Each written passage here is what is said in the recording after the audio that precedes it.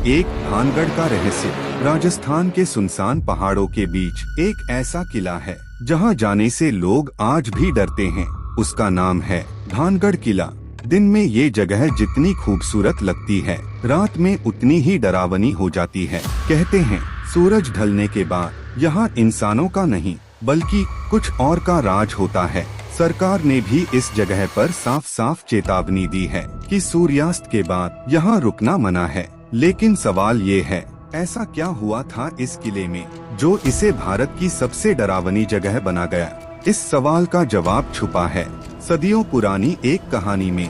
एक कहानी प्यार की, धोखे की और एक भयानक श्राप की। और ये कहानी शुरू होती है एक खूबसूरत राजकुमारी से जिसका नाम था रत्नावती।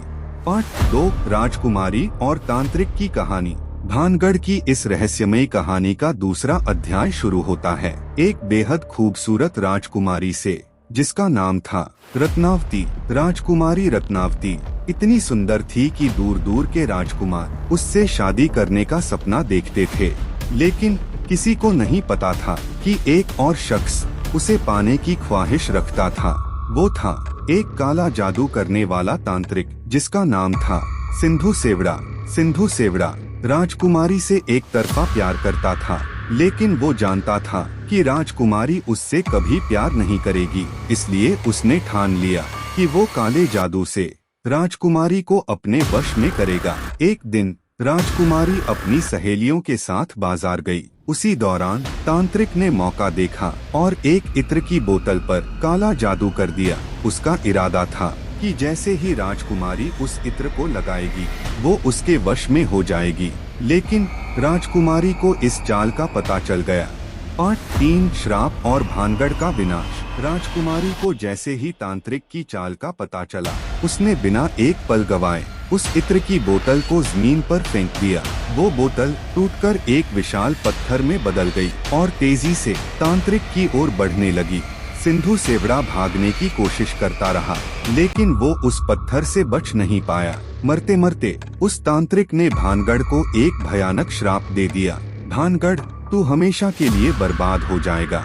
यहाँ रहने वाला कोई भी इंसान जिंदा नहीं बचेगा और उनकी आत्माएं यहीं भटकती रहेंगी।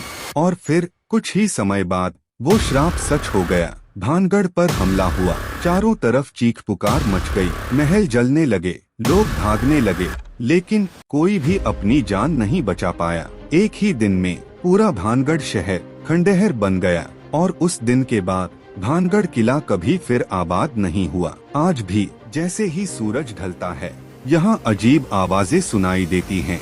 किसी के रोने की, पायल की झंकार और किसी के चलने की आहट। लोग कहते हैं जो भी रात में यहाँ रुका वो कभी वापस नहीं आया।